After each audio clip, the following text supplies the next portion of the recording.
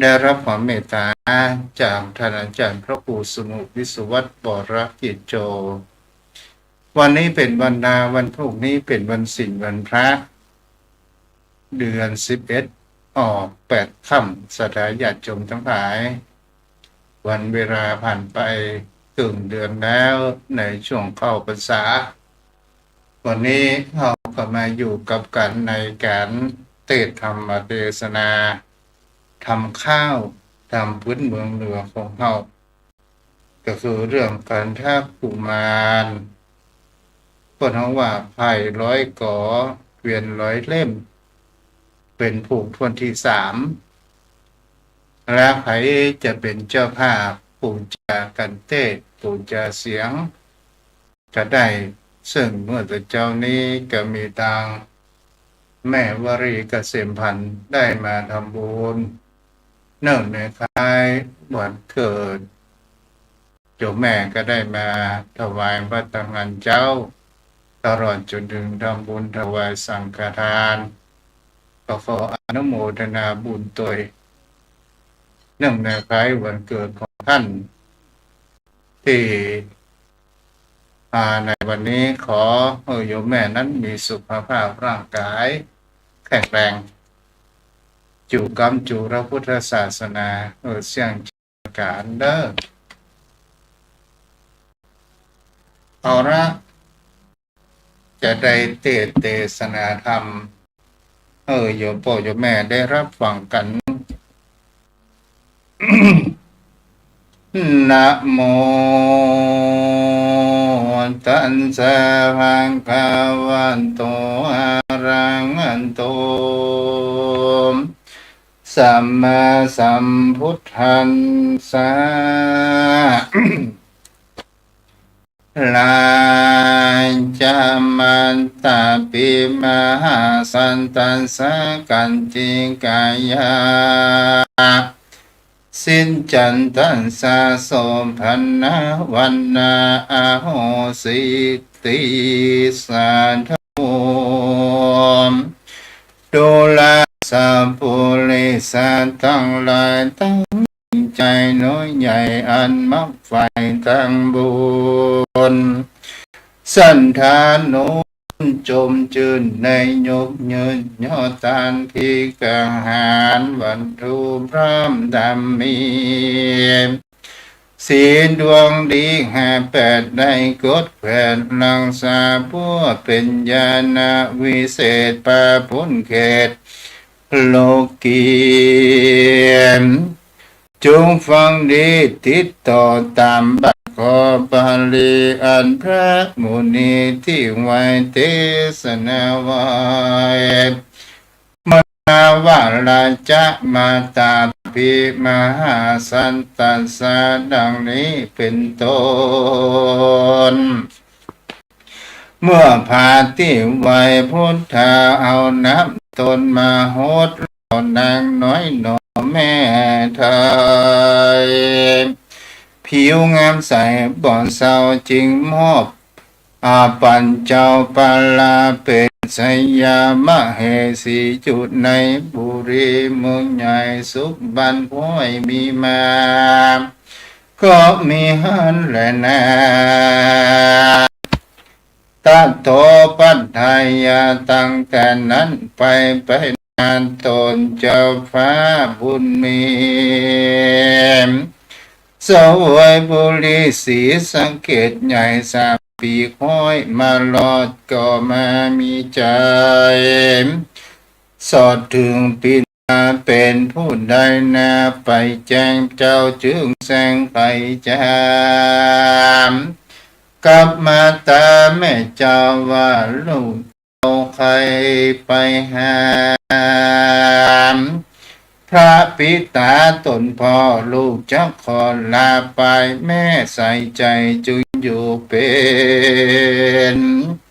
เจ้ากู้บุญอย่าได้มีภัยพยาธิมาปาสันดานสุขสำราญเพียงเต่ายาโศกเศร้าเครื่องกามบ่เนิ่นจะคืนมาสอ ส่วนสองขาพ่อแม่ก็กล่าวแก่กำไปว่าใส่ใจนอนนอนจงได้ไต่เต่าไปดีจงได้มีโชคใหญ่สมดังไฟจูปราการขอเรียวปัญญาจ้าจงไหวนางขึ้นมากันสองขากล่าวแล้วเต้าตนแก้วโพธิญาณเตียวสงสารตามไตเขาป่าไม้ตั้งวันเรื่องเตื้อเป็นผาจันห้อมหอยเป็นปากโอยทุกน้ำโหนต่างมาบ่มีสัตว์ดงลีปัญญาสอสดใสตามดงมีนกหงส์และไก่ป่าจิงจอกลาและมันในมีลำไหลบดน้อยไม้เป็นทอยหลายพันมีไม้มันและไม้ป่าแปะไม้ลมไม้ลมแรงดอกปันเหลืองไม้มะเฟืองแมกเมาตั้งไม้เศร้าและไม้เหียงตึงไม้ลางลือเหมือนคนปลูกตั้งไม้ดุกและไม้ก้างป่าโป่งสร้างและรวบลาย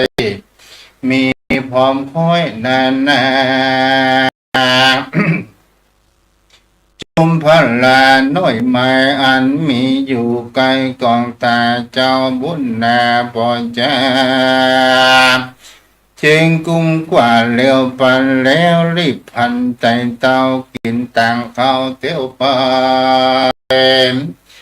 หลายวันได้มาจอดจริงไปรอดอาณาเขตสีมาเมืองใหญ่ท่านกล่าวไว้มีมาว่าเมืองอินตาปัญจนครปัทนครคนเตียวตนคุณลองไปตามจ้องไฟมันลูกอุคะลูกดันคำเจ้าตั้งหนุ่มเทาหญิงใจคนมีลายหมอนน้อยมีเป็นร้อยเป็นปันเข้าปากันมวนมากถ้าลูกจะถ้าดูใจแลกเก้าไผ่มันมีแรงใจสมานเจ้ากุมารนอดไทยก็เข้าไปยังจอดหือหิวหอดไม่หายก็มีเงินแลนาต้านทานในกาลานั้นสายยังมีใจบุญหนึ่งเราบานลักเก้าไผ่เก้าไผ่ใหญ่เอาไปใส่ยังนามีกายาสุญญาและมันได้มีกำลังเต้าจ้างไปสารกำลังหันแต่สายคือแรบไผ่ได้กำร้อยก่อเขากับปาการพ่อนำนาเจ้าบาลาน้อยใหญ่ก็ปากันใส่ชื่อว่าไอไผ่ไผ่ร้อยก่อวานเมื่อนั้นกันทาเจ้าฟ้าจึงไหวนาไปพอที่ไอร้อยก่อหลักไผ่เต้าจึงได้เจ้าว่าจักไว้เพื่อจะได้ลองฤทธิ์กันเก้าไผ่อันใหญ่นั้นก็ติดขันปอบไปติดคำไว้ดังตั้งมาเชือกเส้นนั้นที่มันลากก็มาพ่อใหญ่มั่งเต้าขาแนวร้อยว่าเป็นขนาดก็พุดขาดเป็นกระจวมคนตั้งมวลแต่งตื่นคนเป็นหมื่นฝุ่นฟุ้งฟองห้องสะดุงเบวางเหงือกไก่แย่อับน้อยมีหมอนน้อยน้ำน้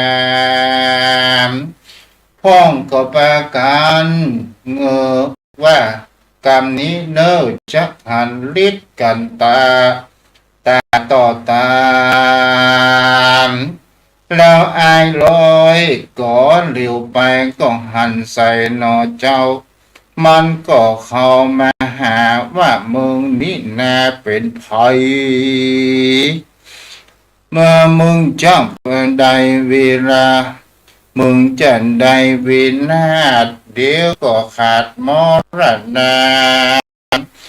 ก็กำไม้มาแล้วฝากเจ้าน้อยนาดลบตันแล้วกำคอมันไว้ได้ยกตอกไปกับดินหานเสียงสั่นนันกองดังฟ้าร้องไปบนแผ่นดินจนลึกเปียงเข่ายามนั้นเรามันปวดตายแล้วคุยคายลูกในยกมือไว้วันทาว่าขอคุณนาพูดไว้ขออย่าได้พระสาเจ้าขอเป็นข้าตายไปเป็นข้าใจบนนี้ หนอมุนีอกงานก่ออนุญาตบางตามบ่ถือกรรมเว้นภายจังเอาไว้เป็นน้องเกิดร่วมท้องกันมาก็มีหันและนาจนถ้าโกงกันมีผู้มาแจนถามเป็นกำงามอ่อนอ้อยว่าไอ้ร้อยก่อนนอไทยเจ้าจึงได้มีแรงนักผู้ที่จะมาแก่แจ้งแม่ตามธรรมควรไขกรรมไปดังอีชาติก่อนกี่หนหลังไอ้ร้อยก่อนยังได้สร้างโภภาระบุญกว้างไว้คือว่าได้เข้าห่อเป็นยอดต่อเตตานแก่ภิกขุและคนพาลยากไร้รักษาศีลไว้บ่ขาดบ่ประมาทภาวนาบุญนันนาปาสงนุได้อยู่ตีคาเมื่อเกิดมาในชาตินี้จึงได้มีกำลังดังจ้างฟังปาสารบ่อยาจะและนาสันธาอันว่าพระพุทธเจ้าสอนการรับอายร้อยก่อนนอนไทยเอารับเอาไว้เป็นน้องแล้วเต้าตนแก้วพุทธาจึงได้ปากันไปเข้าป่าไม้ลงนาเป็นป่าคามตันได้7 วันมาจอดก็ไปรอดหมู่บ้านกว้างคนอยู่สร้างหลวงหลายหอเรือนใหญ่จอดที่เสียงดังมีเนื่องนานเขาเอากันขึ้นร้องไปตามจ้องไผมันอันท่านในกาลนั้นใจก็ยังได้มีใจผู้หนึ่งแล้วมันมีแรงเต้าจังปังจากนั้นยังลากเวียนไปมันลากได้กำร้อยเล่มใส่ไม้เต็มก็จักร่างเจ้าบ้านห่างใดใส่ชื่อกฎเกณฑ์ว่าไอ้ร้อยเชียนว่าอ่านยามที่มันลากเกวียนไกวเสียงดังไปตัวอากาศเจ้าน้อยนาก็สังกาใจเป็นเสียงใดดังกว่าเจ้าส่องสดลาไปหาก็หันกับตาจังทีผ่านใจที่มันลากร้อยเกวียนห่างเป็นแถมนอพุทธายอดซอยกับไอ้ร้อยก่อนนอไทยก็ได้ไปเกาะกามไอ้ร้อยเกวียนซ้ำจากบ่ซ้ำจากปอบไปก็อัศจรรย์ใจไหลหลากเห็นได้ห่างแต่งสร้างมันติด ขวางอยู่ใดหรือว่าใครจะลองฤทธิ์ใครจะมีแรงหนักจึงมาจักเวียนไว้ก็เลี้ยวไปหันสายพาที่ไว้จะไปมาจักไว้มันจึงได้โคตรเกียดจะสมเสียดพึงพังตัวดำปังอากาศเขียวหน้าบิดบิ้วไปมาแล้วเอิ้นด่าเสียงดังว่ามึงยังบาใบมึงอย่างบาใบมึงจะได้ถึงตายแล้วยกเวียนใหม่จักฟาดเจ้าหน่อยหน้าลบออกไปกำคือกำเกวียนไว้วางไปตกฝั่งแดนไก่นับอันใด100 วาเสียงอันว่าเกวียนไปตกนั้นก็สนั่นดังก้องดังฟ้าร้องและดอยปังก็มีหันและน้ำเมื่อนั้นไอ้100 เกวียนแก่นไทยนับก็งามก่อนได้ผ่านยานหาสตันกลัวตายกลัวเจ้านายเจ้าการจึงพอ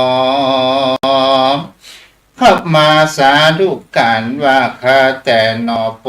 ติญาณบุญมากข้านี้หากบ่รู้ว่าเจ้ากินกูมีเรศ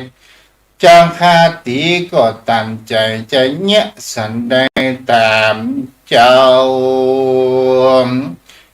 เอาเข้าเป็นคาใจก็ชักไปตัวตามเลยนะเมื่อนั้นกันทายอดซอยก็กล่าวกับไอ้100 เกวียนว่าบ่ถือสาโตดบ่คิ้วโขดมือไผ่จักเอาไปเป็นกู้จักเอาอยู่เป็นน้องเป็นกู้ทองเที่ยวไปไอ้100 เกวียนท้ายยินดีปิติมีขึ้นสู่ใจหลิงรู้ใจบ้านแหละน้ำจนถ้าโกหากมีผู้มาถามเป็นกำงามต่อทอย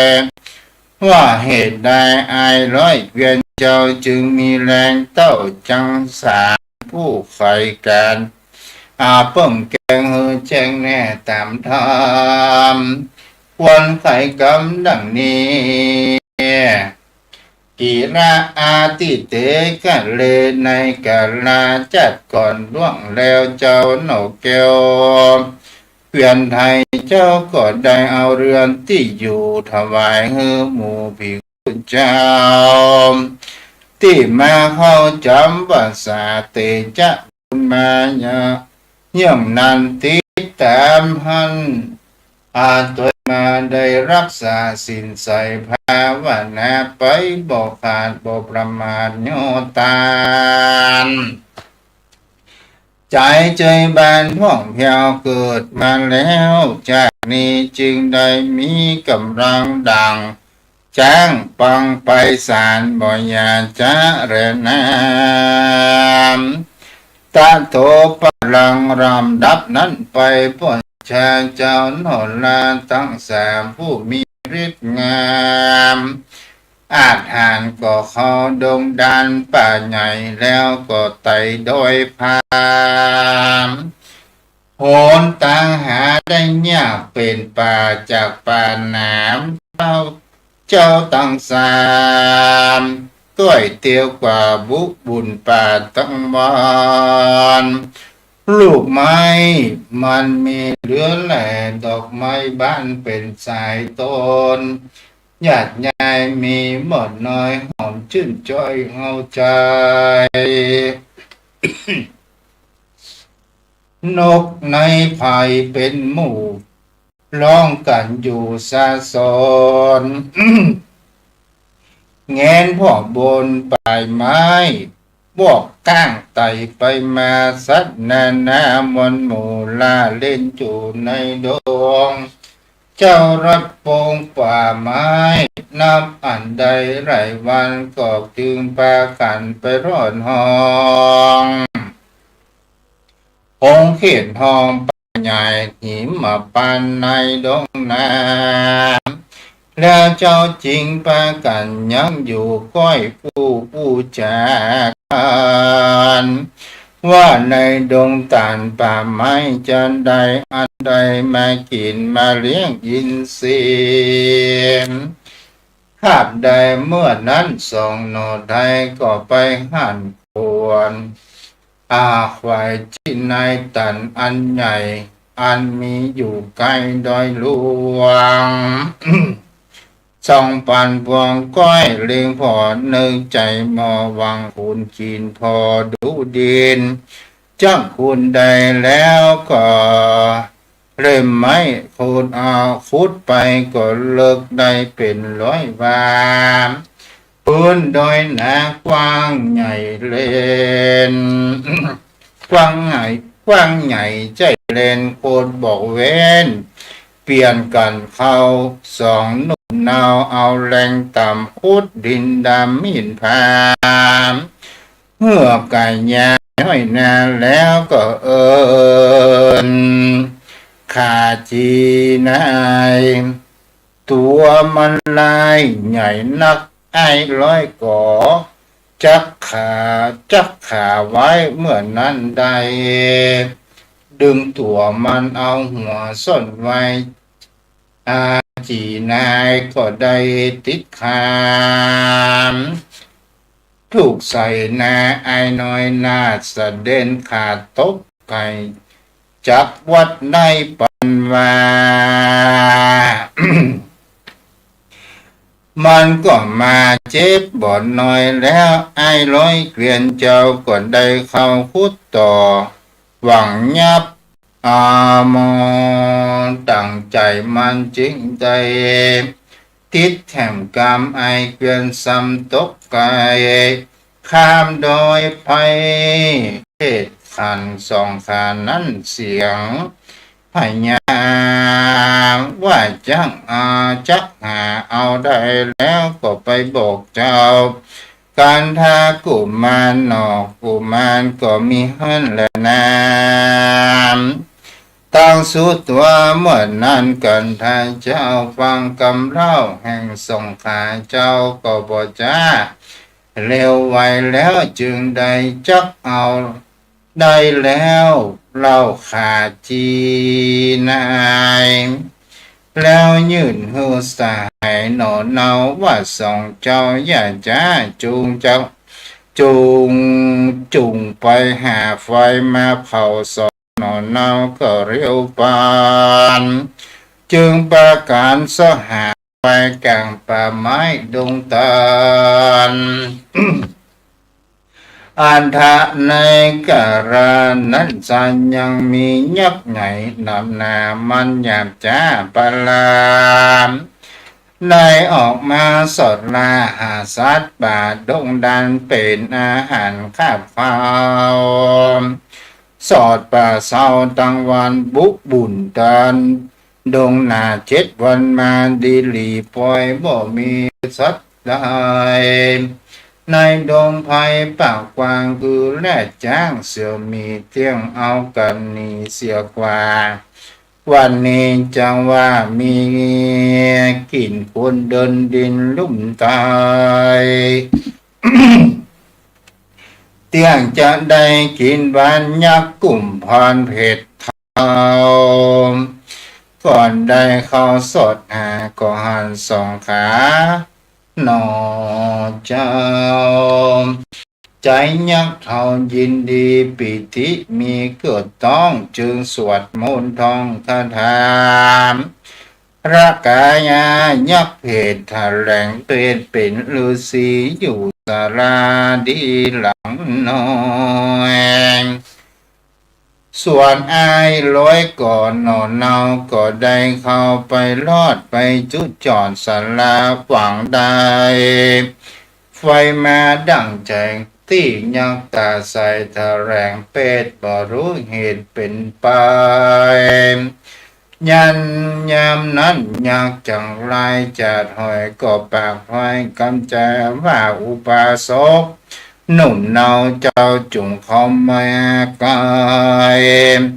ประสงค์ได้จุงไข่มาเฮอเราจะลุถอยส่วนให้ร้อยก่อเจ้าก่อยอมเฮือมเขากับไว้ยักจึงยักจังไรลือสีว่าสวัสดีมีเที่ยงตายังมีแก่เจ้าชีพาย โลกาได้บทตองในแห่งห้องกายาสัตนานากรายาบอกคำคาบหรือมีเหมือนนั้นลือสียังเท่าอาฟังแต่งเจ้าร้อยกบไว้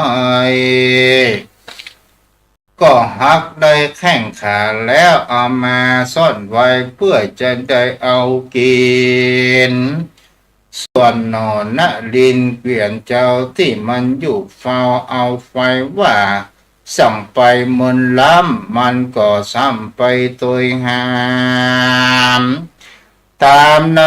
ป่าดงตันแล้วก็หันสลามันบ่จ้าเข้าไปจะขอไฟลือสีแล้วแจกกำดีเป็นทอยว่าข้าหมดหน่อยขอถามพระคุณธรรมเป็นเจ้าเราเข้ามาขอไฟเพื่อจะไปจีเผากับกูเราร้อยก่อว่าอันเมื่อนั้นยักคาฤาษีก็จะกำดีอย่างเก่าว่ากันเจ้าเขาได้ไฟจงเข้ามาใกล้เราเราจะห่างเฮือนได้ส่วนหนอได้เวียนเจ้าก็คดเข้าไปหายกมือสาวก้มเก่าเมื่อนั้นอยากเท่าใจอยากก่อแต่ขนาดเจ้าไว้หักแข้งขาได้ยัดเขาได้แล้วเล่าตึงสองไว้ปืนจ้องซุกซ่อนเพื่อจักนอนกินอิ่มใจก็มีแหละน้ำสันทาอันว่ามหาสัจเจ้ากันบ่หันนอนเอาขึ้นกว่าเจ้าก็มาคึดใจเป็นสันได้บ่รู้แจ้งหรือยักแสงจักป่าจักยับไว้หรือหนอไทยลงป่าหรือเสือมีลาพบขินเจ้ามายินหมัดไม่ก็ออกตัวไปบ่จ้าไปถึงศาลาฤาษีก็เจียนจานดีถามข่าวออกปากเก่าถามว่าบ่หันสองขาหนนเนาส่วนยาเผาฤาษีก็มีวาจีบอกเราว่าบ่หันส่งเจ้ามากายบ่มีไผไหนเข้ามาส่วนอันว่ากันธนะเจ้าก็คดเข้าไปไกลโดยแหวงไว้สอดหันว่าเป็นยักษ์ดงตันบ้ามสาวพอตายักษ์ทอมมีไฟต้านทานในกระนั้นสายยักษ์ก็ได้เอาสุ่มเล็กหวังจักเต็กขังไว้ส่วนนอนทายการทาบุญมีเอากำปันตีสุ่มหงายหรือสีกายเป็นอย่างเท้าเขียววุ่มว้าวสักหลายมันคุยขายลูกใดล้นโอดไม่เครื่องเรือใจแล่นเข้าไปบ่จามันจับหมายจักว่าคอจักว่าคอเจ้าส่วนหนุ่มนาวุฒาก่อนถอยออกมาทางนอกยักษ์ก็ออกตัวมาแล้วกำกว่าเอาไม้ยกตั้งใส่ลงไปหน่อพุทธทางเพียงไว้ยกสัตว์ไปที่เก่าไอ้ยักษ์ทบปุ๊บเต้นแล้วแถลงเป็นนกเก้าเจ้าหนอน พุทธาก็เร่งหันเป็นก็มาเป็นแมวใหญ่มันเลี้ยวไวบ่จามเข้ากับว่ายังพอยังยักผมงอตาใส่ตะแรงเป็นไปเป็นหมาเอาปลาตาเต็กว่าเต็กแมวเต้าตนแก้วพุทธาก็กลับกลายเป็นเสือใหญ่แล้วก็ไล่เต็กมาแล้วยักษ์หาภายเพศก็ได้มีฤทธิ์เดชนำนาเป่าโมนกาแล้วไปมนของมันเป็นไฟแล้วลุกไหม้เป็นตัวเต่ามหาสันเจ้าบ่จ้าสวดมนต์กว่าเร็วไปก็บันดาลเป็นฝนรวดตกหนดับไฟยักจังไรหนาวกระด้างรวดแข่งแข้งไกลตายก็ยอมมือไว้วันแต่ว่าขอคุณนาภายโพดมือพ้นโทษเมื่อมอนพระภูธรที่ไว้ก็จะกำไปบ่จาว่าเอาสงขาส้นนายบอกแก้ไขหื้อแจ้งกันมึงแกงบอกมามึงก็ตามเมืองผีไข่กันโดยมีน้ำเท้าเมื่อนั้นมันก็เข้าไปปล่อยส่องนอนน้อยออกมาแล้วยักขาใจงาก็เอาไม้ตาวิเศษมอบให้เจ้าน้อยเนตรบุญมีไม้เต้านี้มีกุญใหญ่เก้าจิใส่ศัตรูจักมุกหมูวำบาเตื้องเจินตายทวนนาจิขึ้นฟ้าจักแรงฝนบ่ตกแรงเจ็ดปีเอากันเอาจิลงน้ำจักแรงจากแห่งซ้ำเหลือใส่กันว่าเอาไปจิเขาคนหนุ่มเท่ายิ่งใจอันมีอันติดตายมรณาถึงเมิน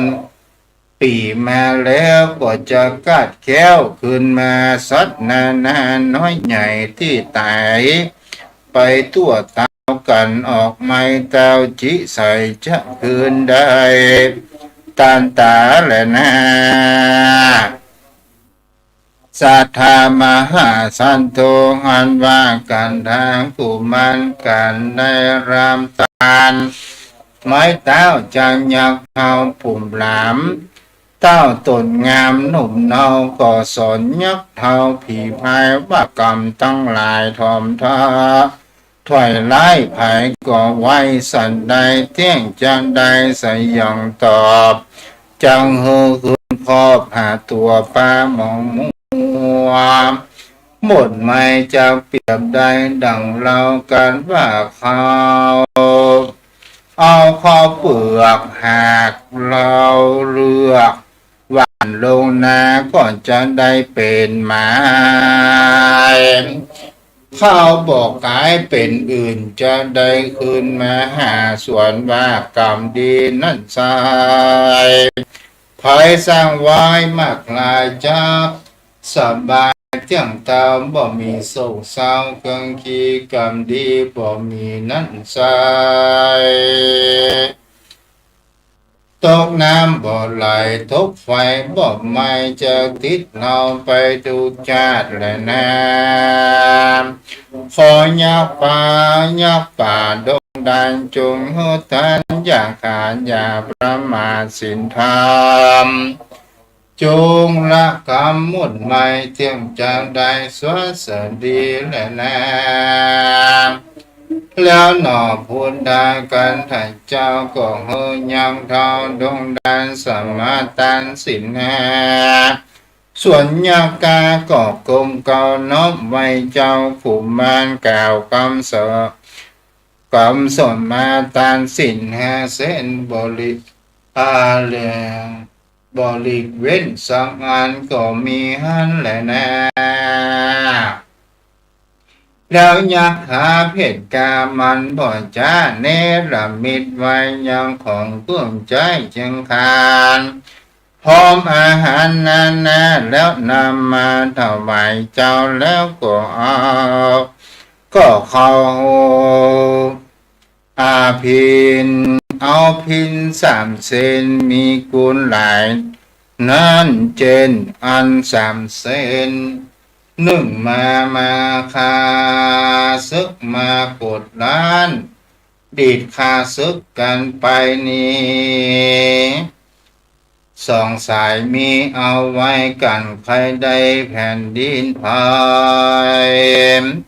พร้อมเครื่องงาอารังการตั้งอาหารเครื่องใจกันดีจะได้ใจหมายส่วนผ้า3 สายนั้นดีดเอาหานโยธาจันใดมามากตา101เมืองเขาอากรมกันวงแวดเฝ้าอาสาแล้วยักษ์ขาเพชรทองก็ลาเจ้าคือสู่ในที่อยู่แห่งมันคือดงตันป่าไม้ก็มีหันแร่น้ำตาโตปะลังทัดนั้นไปปอจานันหนอโปติญาณที่ไว้ก็เกิดพลอยถึงพิตามจึงจวน2 ขาหนอเท้าเขาป่าไม้ดงตานเขาเอากันตีเอากันเตียวกว่าบุบุญป่าโดยเห็นลางเตื้อเป็นดินแกมแห่ต้นไม้แผ่หาการในดงตาลป่าใหญ่มีดอกไม้นานาเกิดดอกจำปีจำปาหาสารอาสาราปีหอมเอาใจดอกหอมไก่ดูงามสลิดจำเป็นทอยมีบ่อนน้อยนามจุมพลาหน่วยไม่สุขดีพลอยสุนกันเกือหมักตันมาเอาเมาน้อยขนุนถอยจำรำหมักม่วงคำสุกเหลืองตั้งหมักเฟืองหมักเมาสุกแต่เก้าเต็มต้นหมากโยมหล่นลงดินปูนดีกินแต่เศร้าอันว่าเจ้าตั้ง3หันหน่วยได้งามบ่จะใจก็รีบกุมกับมาปั่นกันบิดผันเอาได้กินเสียกินเลี้ยงใส่กันไปเจ้าหน่อไทยบุญทานเตียวดงตันป่ามใหญ่นับอ่านใดแสววันจึงพากันไปรอดไปจุดจอดนาเขตสีมาเมืองเปล่าว่างเป็นเมืองห่างมานานคนบ่อผ่านเตียวกายห่อเรือนยายเป็นทอยลูกปังย้อยลงมาตั้งหมู่หมาเป็ดไก่คนน้อยใหญ่ยิงใจปากันตายว่ำนาเจ้าหนอลาบุญไผ่ป้าสหายหนอไทยเข้าไปในบุรีบ่หันคนมี2 โพเต้ารักจู่เย็นบอยเจ้ายอดซอยไว้วาดคืนพระศาสตร์เลี้ยวปานพ่อก็หันยังกองกระดูกมีหลายลูกหลายกองมายินปองไล่หลากมีแต่ซากคนผีเข้าของมีเหมือนเก่าหรือเทวดาเล่ารักษาหรืออุบาทใดมีมาหรือเคาะถั่วกาจังไรเขาเวียงใจไว้วาดจึงได้ขาดตายไปอัศจรรย์ใจไหลหลากใจนั้นหาปูนกวมท่านนั่งหัวปองเยือกยาวพับตัวเต้าปลาลมพัดมาสักน้ำเหม็นตัวเต้าบุรี ก็มีหันและนามเนติตังคียาสังวรนาวิเศษจาห้องเหตุกันท่ากุมารผูกสามลำดับไปแต่เก้าปางเมื่อเจ้าหนอนเอาปากันเขาบุรีอันเห็นเมืองที่เป่าได้มีคนตายก่องก่อนใครรู้ต่อยาวไปก็ค่อยย่อก่อย่อใจฟังทีพวกพ้นสียังมีมาถึงกันนี้หานี้นาหากว่าหาก็วางลงเท่านี้ก็บังคมสมได้เสด็จอะไรโยมพ่อโยมแม่กันตะกุมารในทำข้าวในปีนี้ซึ่งจะมีข้อคิดข้อทำแฝงไปตัวจะท้ายแขกโยมทั้งหลายตอนนี้เกิดเวลาอยู่5:44 นาทีโยมพ่อโยมแม่ท่านใดที่จะบูชาเสียงบูชาธรรมการฟังธรรมนั้นก่อให้เกิดแห่งบุญกุศลทางพระพุทธศาสนาก็ถือว่าเป็นการทำบุญอย่างหนึ่งในการฟังธรรมนั่นก็คือทำคนว่าธรรมสวนาใหม่บุญสำเร็จด้วยการฟังธรรมวันนี้ก็มีผู้ติดตามหลายท่านหลายคนก็มีตามแม่ประกายฝึกหมู่เจริญแม่ครูธัญญากศนแม่จุนศรีภาชาอนุโมทนากับแม่ครูไปเด้อที่ได้ทำบุญกับปลูกทุกเกี่ยวกับค่าอินเทอร์เน็ตก็ตามโยมพ่อโยมแม่ท่านผู้ฟัง ช่วงนี้วันพรุ่งนี้ก็เป็นวันศีลวันพระเนาะเอาละจะเอาเนาะไปโทรมาเจริญพรโอ้ว่าได้ไม่พร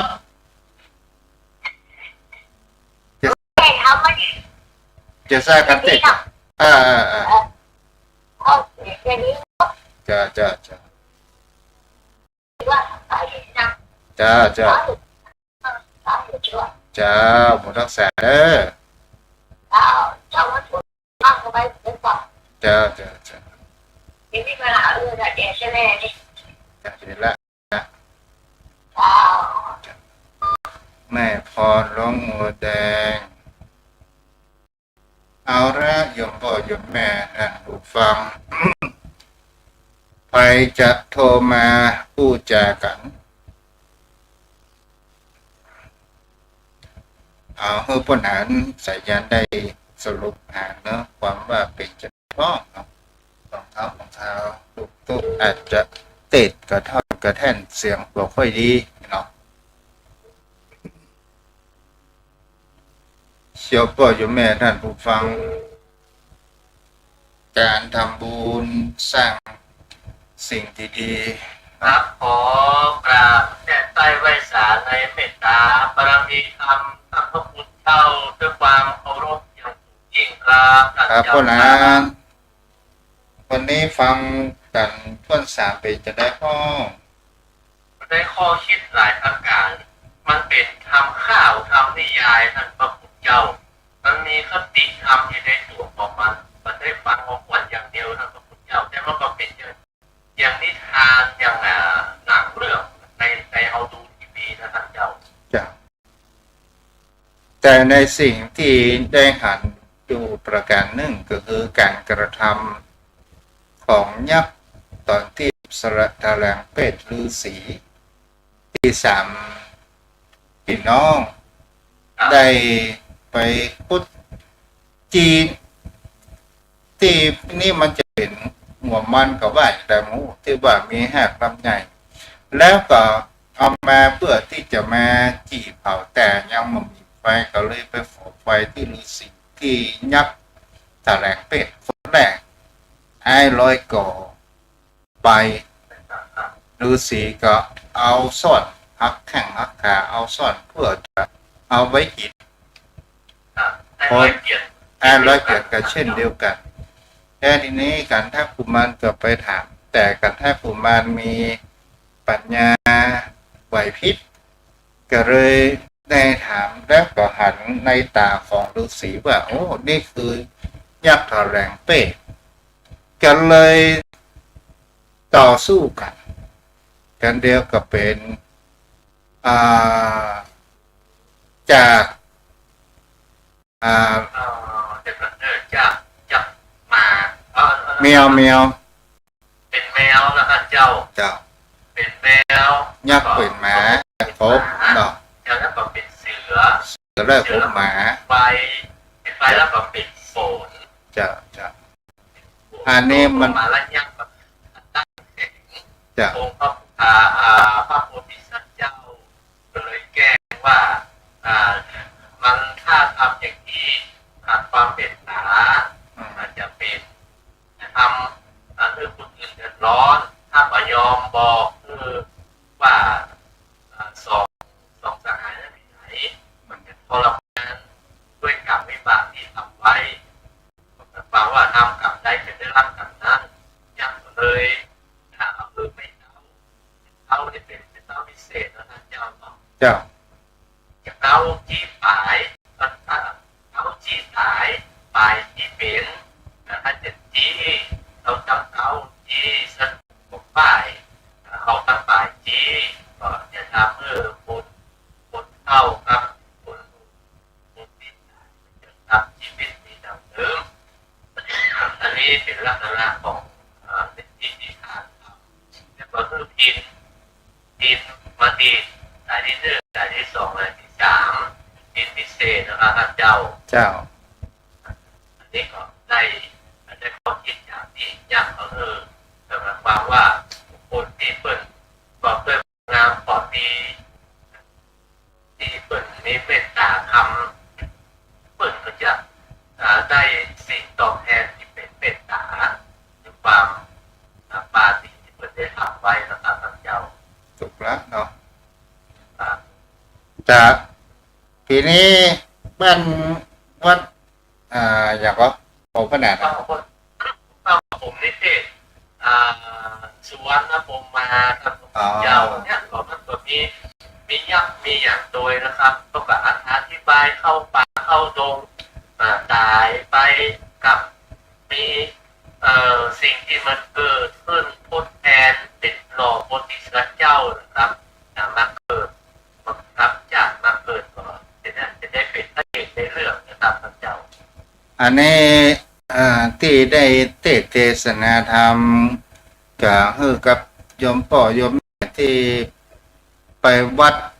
บ่ไหวเนาะก็ได้ฟังน้ำฟังรำกันไป เพราะว่า มรดกทำกรรมเมืองรักษามรดกทำกรรมเมืองคือต้องชนหลุดหลังเพราะในทำเมืองนั้นมันมีคติสอนไว้มันก็ฟังม่วนมันเหมือนในทางทำครับแต่คติทำที่เปิดนักปราชญ์โยปาวชิระปฏิฆาเปิดเขียนคติไว้ในห้างเพื่อเอาได้รู้ว่าเปิดสอนเรื่องอย่างเพราะว่าครั้งพระพุทธเจ้า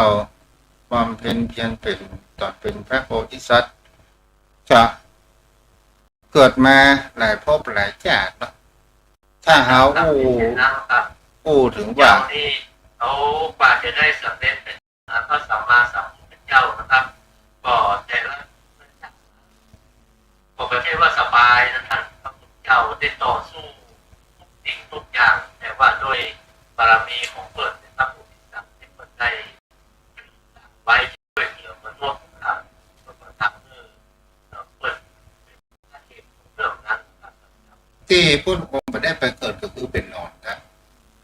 น่าจะพวกมันหนอนที่นะเจ้าต้องน่าจะเกิดได้ไปเกิดหมดแต่ว่าพระองค์นะเป็นชาติที่จะเกิดไม่ได้เป็นสัตว์เป็นโลกเป็นอย่างก็จะ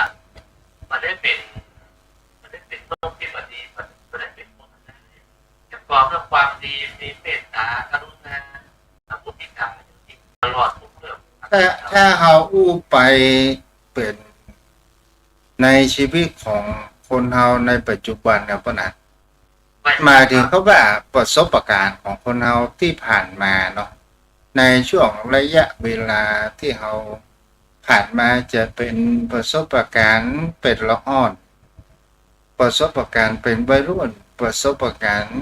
เป็นหนุ่มมันก็มีทั้งดีทั้งเลวและกับบางครั้งบางคราวคนเฮาประสบการณ์เมื่อตอนเป็นละอ่อนก็เขาเกิดแห่งความทุกข์ยากกินพ่องไม่ได้กินพ่องแล้วสอนเรื่องแห่งความว่ามีความอดทนต่อแห่งความเป็นไปของธรรมชาติบางคนใหญ่มากับเมื่อเป็นละอ่อนพ่อแม่เลี้ยงดูอย่างดีเหมือนไข่ในหินเมื่อพ่อแม่จากไปแล้วก็ตกระกำลำบากช่วยเหลือตัวเองมาได้ก็มีเราปัญหาเนาะครับเป็นเช่นนั้นครับท่านพระคุณเจ้าชีวิตของแต่ละคนเหมือนหนังเรื่องหนึ่งเหมือนบทละครเรื่องหนึ่งครับตั้งแต่เกิดท้ายของชีวิตสร้างหนังได้เป็นเรื่องแต่อย่างที่ท่านเจ้าว่าถ้าพ่อแม่ท่านต้องทดลองเขาก็เอาปล่อยด้วยเพื่อช่วยเหลือตัวเองมาให้ศึกษาจากธรรมชาติเพื่อช่วยเหลือตัวเองได้ครับมันก็เหมือนนกขังเขาขังไว้ในกรงทองนะเจ้ามีข้าวมีน้ำมีอย่างทุกสิ่งทุกอย่างแต่เมื่อเจ้าของมันตายเอาลงปล่อยมันอาหารกินมันยากครับเจ้ามันเหมือนจากโซวาอาหารกินน้ำเลยสบายแล้วไปคนที่สุดบอกช่วยเหลือตัวได้ก็ต้องตายครับอันนี้มันก็เป็นสิ่งที่ผ่านว่าการเดินทางแห่งวัฏสงสารกว่าเราจะออกจากวัฏสงสารมันก็ใช้เวลาสิ่งที่สำคัญที่สุดมันก็ถึงว่าการสั่งสมบูรณ์เพราะว่าทรัพย์สินเงินทองของบนโลกนี้เอาใจเฉพาะเพียงโลกนี้เท่านั้นเหมือนกับการสร้างบุญญาบารมีเราก็เช่นเดียวกันอุปมาเหมือนดังไฟไหม้บ้านถ้าว่ามีบุคคลคนหนึ่งไฟไหม้บ้านตัวเองถ้าเป็นบุคคลที่มีความฉลาดตั้งสติได้ทันก็เอาทรัพย์สิ่งของที่มีเป็นสำคัญที่จะเอา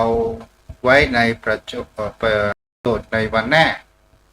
ก็หลักสินสมบัตินั้นออกมาได้ชีวิตของคนเราก็เหมือนกัน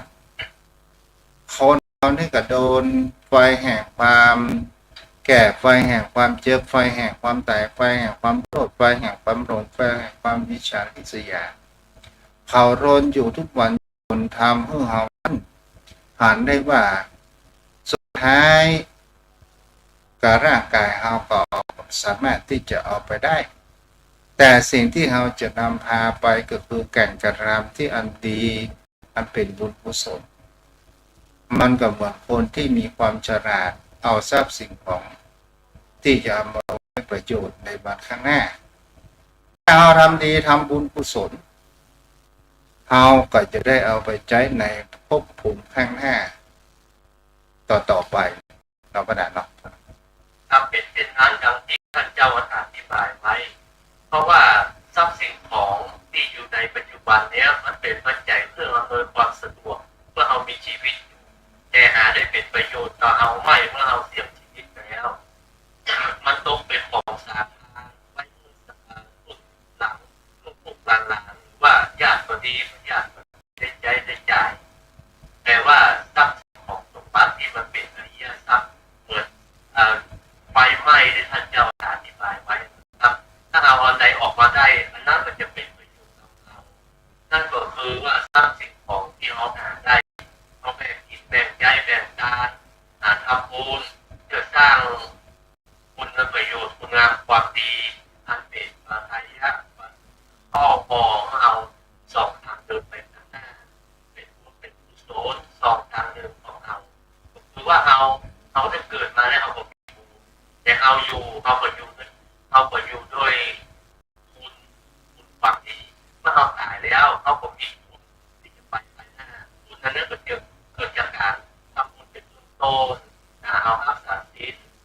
จริญเมตตาภาวนาเขาก็มีบุญที่เขายังไปนำหน้าแล้วยังเอายังขาดสติปัญญายังหลงอยู่ในโลกนี้ว่าทรัพย์สินของเรานะมีมากมายแต่มันแบบสามารถซื้อชีวิตเราได้มันก็ต้องการแต่ผู้ที่มีปัญญาแล้วสามารถใช้ทรัพย์เกิดประโยชน์เป็นและทรัพย์ต่อไปในแบบนั้นไปตามเจ้าครับ เจ้ามันก็ตรงกันข้ามป้อนอ่านข่าวในปัจจุบันเนาะที่เรื่องทวงที่ดินทรัพย์สินมรดกว่าที่ผลของว่าตาของตัวเก่านั้นได้ได้ตานไปอย่างทรัพย์สินเรียบร้อยแล้วทีนี้ทายาทหวังจะมาเอาคืนว่านี่คือที่ของวงตระกูลของเฮาแล้วถามว่าถ้าเฮามองดูดีว่าที่ของตาของคุณจริงหรือไม่แท้จริงมันไม่ได้เป็นที่ของไผมันเป็นที่สมบัติของบนโลกใบนี้ที่เปลี่ยนผ่านไปสุดท้ายเนี่ยเราจะเห็นได้ว่าการกระทำเนี่ยถ้าเราคิดดีมันก็มีสิ่งที่เกื้อกูลถ้าคิดบ่ดีแต่สุดท้ายมันก็จะเป็นอสรพิษมาย้อนตอบไส้เอาอย่างเอาฟังระยะแรกมาแล้วมาตอนนี้เนี่ยเริ่มที่จะมีอย่างเขาว่าปูพกรรมแห่งการกระทำจะมีการแจ้งความข้อเท็จจะหันแห่งประชาชนรอบวัดรอบบ้านเจ้าบ้านเจ้าเมืองหันเพิ่งเชื่อว่าเฮาดีเพิ่งก็ถึงว่ามันคนบัดดีเนาะเพราะนั้นหมดเวลาละครับขอกราบไหว้สาธุเจ้า สุขี